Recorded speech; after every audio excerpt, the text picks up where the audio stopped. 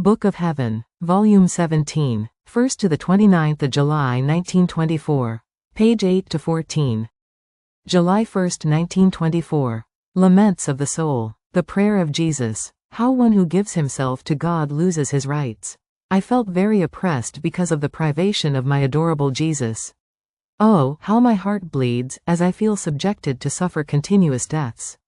I felt I could not go on without him, and that my martyrdom could not be harder than that. And while I was trying to follow Jesus in the different mysteries of his passion, I arrived at accompanying him in the mystery of his painful scourging. At that moment, he moved in my interior, filling all of myself with his adorable person. Upon seeing him, I wanted to tell him of my hard state. But Jesus, imposing silence on me, told me, "My daughter, let us pray together." There are certain sad times in which my justice, unable to contain itself because of the evils of creatures, would want to flood the earth with new scourges, and so prayer in my will is necessary, which, extending over all, places itself as defense of the creatures, and with its power, prevents my justice from approaching the creature to strike her. How beautiful and touching it was to hear Jesus pray. And since I was accompanying him in the sorrowful mystery of the scourging, he made himself seen pouring out blood, and I heard him say, "My Father, I offer you this blood of mine.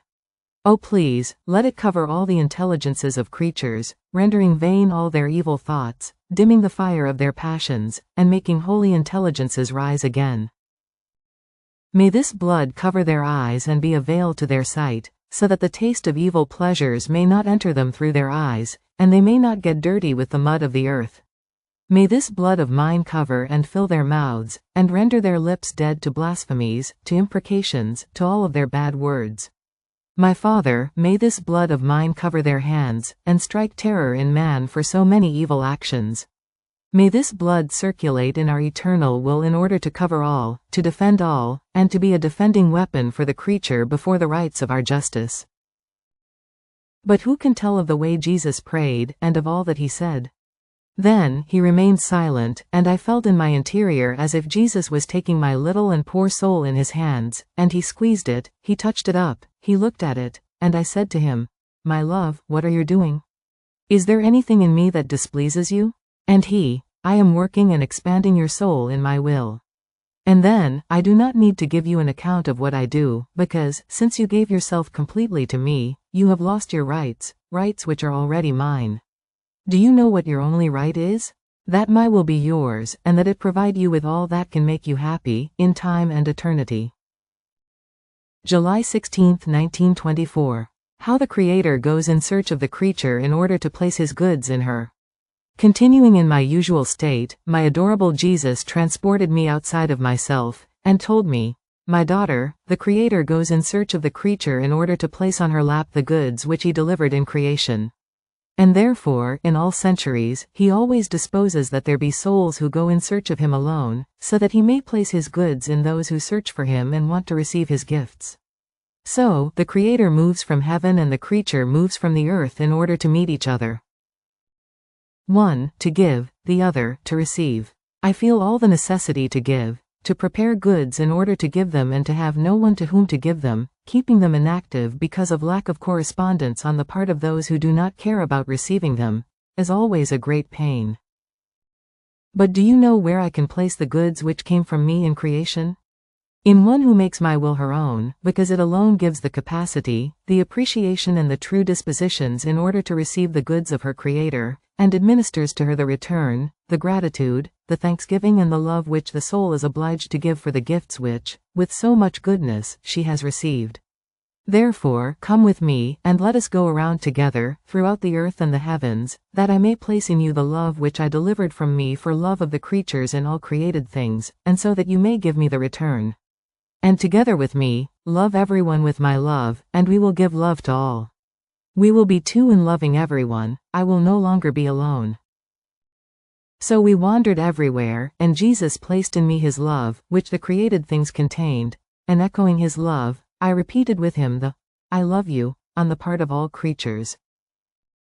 Then he added, "My daughter, in creating man, I infused the soul in him with my breath, wanting to infuse in him the most intimate part of our interior, our will, which brought to him, altogether, all the particles of our divinity which man, as creature, could contain, to the extent of making of him our image. But man, ungrateful, wanted to break the union with our will, and even though he kept the soul, the human will, which took the place of the divine, obscured him, infected him, and rendered inactive all the divine particles, to the extent of dishonoring him completely and of disguising him.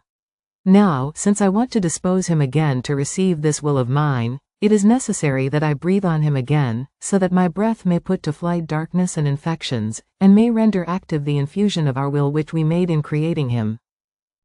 Oh, how I wish to see him beautiful, restored, just as I created him. And my will alone can work this great prodigy. This is why I want to breathe on you, so that you may receive this great good. That my will reign in you and give you back all the goods and the rights which it gave man in his creation. And as he was saying this, coming near me, he breathed on me, he looked at me, he squeezed me to himself, and then he disappeared. July 25, 1924. Sanctity is not formed of one single act. The sanctity in the divine will must be a continuous act. This morning my sweet Jesus made himself seen in my interior in the act of stretching his arms in the shape of the cross, and I remained stretched together with him. Then he said to me, "My daughter, the last act of my life was to lay myself on the cross and to stay there until I died, with my arms opened, unable to move or to oppose what they wanted to do to me. I was the true portrait, the true image, of one who lives, not in the human will, but in the divine. Being unable to move, having lost every right over myself, the horrible tension of my arms, how many things they said. And while I was losing my rights, the others acquired my life. The first right was of the supreme will, which, using its immensity and all-seeingness, gathered all souls, innocent and penitent sinners, good and contrite wicked, and placed them in my stretched arms, so that I might bring them to heaven. And I refused no one. So, the divine will gave a place to everyone in my arms. The supreme will is a continuous act, which is never interrupted, and what it does once, it never ceases. And although my humanity is in heaven and is not subject to suffering, I go in search of souls who act not in the human will, but in the divine, and who oppose nothing, souls who lose each one of their rights, so that, leaving all of their rights at the mercy of my will may continue its act of placing all souls, sinners and saints, innocent and evil, in the arms of those who offer to lay themselves in my will, in order to repeat and continue what my arms did, stretched on the cross.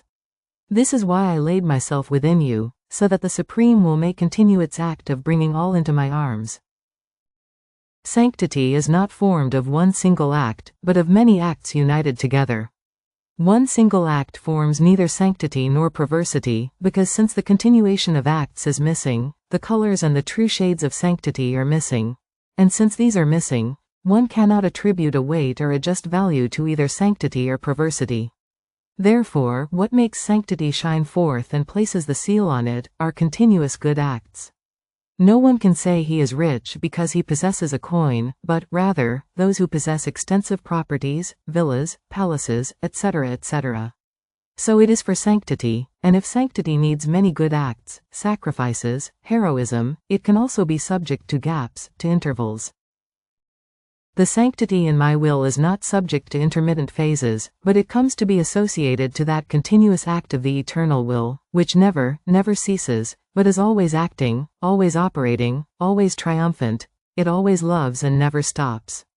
Therefore, the sanctity in my will brings into the soul the mark of the works of her Creator, that is, his continuous love, the continuous preservation of all the things created by him. It never changes, and is immutable. One who is subject to change belongs to the earth, not to heaven. Changing is of the human will, not of the divine, interrupting good is of the creature, not of the Creator. Therefore, all this would be unbefitting for the sanctity of living in my will, because it contains the uniform, the image, of the sanctity of her Creator.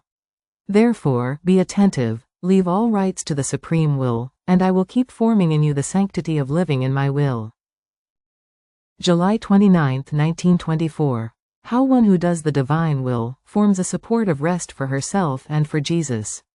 This morning, after much hardship, my always adorable Jesus made himself seen in my interior, tired, as if he wanted to rest, and since there was a certain kind of support in me, he extended his arms to cling to that support, and placing his head upon it, he rested.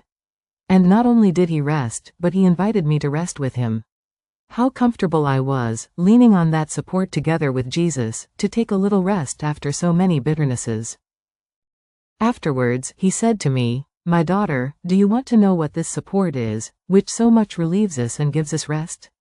It was all your acts done in my will that formed this support for me and for you, which is so strong as to be able to sustain the weight of heaven and earth, which I contain within me, and to give me rest. My will alone contains this strength and this virtue so great.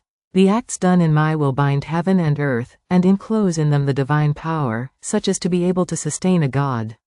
On hearing this, I said to him, "My love, yet, with all this support you are talking about, I fear you may leave me. What shall I do without you? And you know how miserable and good at nothing I am. So I fear that, if you leave me, your will too may depart from me."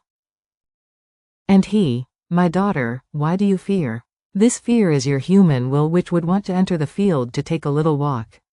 My will excludes every fear, because it has nothing to fear, on the contrary, it is sure of itself and unshakable. Even more, you must know that as the soul decides to let herself be possessed by my will and to live in it, since my will is linked to all created things and there is nothing over which it does not have its dominion, in the same way, the soul remains linked to all created things, and as she does her acts, her daughtership of my will, her dwelling, her possession, remain inscribed on all created things with indelible characters. Take a look at the whole universe, at the heavens, at the stars, at the sun, at everything, and you will see your name, written with indelible characters, together with your daughtership of my will. So, how can it ever be possible that this eternal and divine mother may leave her dear daughter, who was born from her and raised with so much love? Therefore, banish every fear, if you do not want to displease me."